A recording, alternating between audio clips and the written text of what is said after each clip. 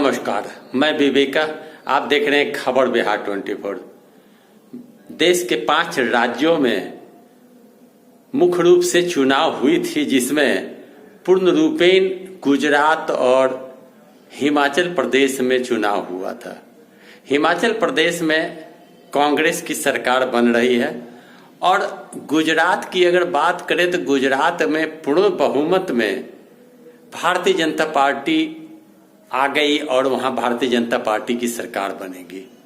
गुजरात में पहले से अच्छा बेहतर परफॉर्मेंस भाजपा का देखा गया और हिमाचल प्रदेश में 39 सीट लाकर कांग्रेस सबसे आगे आ गई है और कांग्रेस की सरकार बनेगी और भाजपा की सरकार चली जाएगी। चूंकि पिछले चुनाव में हिमाचल प्रदेश में भाजपा की सरकार थी, इस बार कांग्रेस की सरकार बनेगी। दिल्ली में जो एमसीडी की चुनाव हुई थी उसमें अरविंद केजरीवाल ने बाजी मारा था और भारतीय जनता पार्टी जो 15 साल से शासन कर रही थी उसकी शासन चली गई। उसी प्रकार बिहार के कुढ़नी विधानसभा क्षेत्र में जदयू और भाजपा के बीच कांटे की टक्कर थी और अंतिम समय में अंतिम राउंड में भाजपा के उम्मीदवार केदार गुप्ता जीत गए और मनोज कुशवाहा चुनाव हार गए, जो महागठबंधन के उम्मीदवार थे।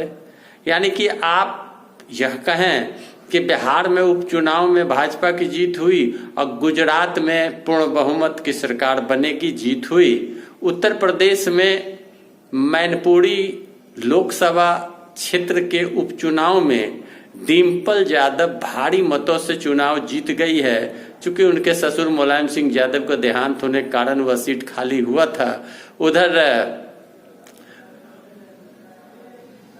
उधर आपको मैं बता दूं कि रामपुर सीट पर सपा की बढ़त है और सपा समर्थित आरएलडी सीट की भी बढ़त उत्तर प्रदेश में है। यानी 2 विधानसभा क्षेत्र के उपचुनाव में सपा समर्थित और सपा आगे और मैनपुरी में सपा जीत गई और छत्तीसगढ़ में एक सीट पर उपचुनाव हो रहा था जहां कांग्रेस ने बाजी मारी और उड़ीसा में बीजू जनता दल ने बाजी मार लिया है।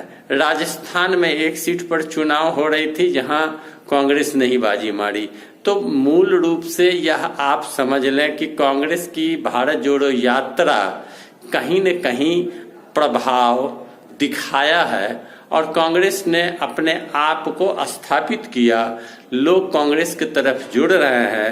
अलग बात है कि गुजरात में कांग्रेस की परफॉर्मेंस पहले से खराब हुई, चूंकि मोदी जी का गृह क्षेत्र है और लंबे समय से भाजपा की सरकार वहां चल रही है और मोदी जी ने स्वयं कैंप किया था गुजरात सीट में बढ़त के साथ सरकार भाजपा फिर एक बार बनाएगी।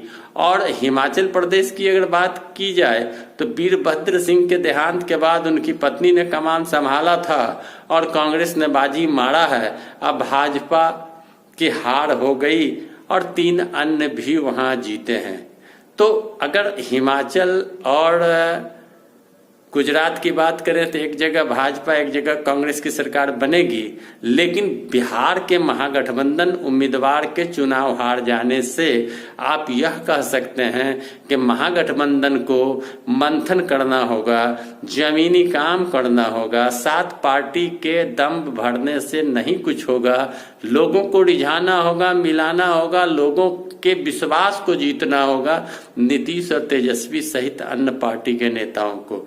चूंकि कुढ़नी की हार और भाजपा की जीत, भाजपा अकेले कुढ़नी में लड़कर जीत लिया।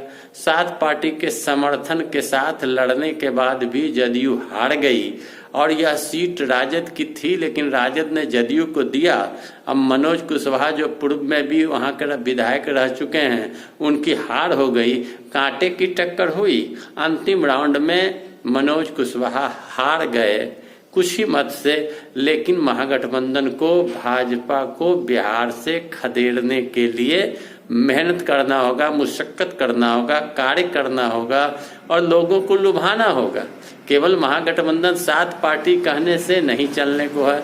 और जिस तरह कांग्रेस ने अपने आप को स्थापित कर लिया, लोग अब उस तरफ जा रहे हैं, उसी तरह तेजस्वी यादव को भी बिहार में अपने जनाधार को बचाए रखने के लिए नीतीश कुमार के साथ मिलकर फिर एक बार मजबूती से काम करना होगा, नहीं तो गुजरात वाली हाल और जगह हो जाएगी। मोदी जी का जादू चल जाएगा तो बड़ा मुश्किल हो जाएगा। लेकिन आप ही कह सकते हैं कि गुजरात के अलावे मोदी जी का जादू कहीं नहीं चला।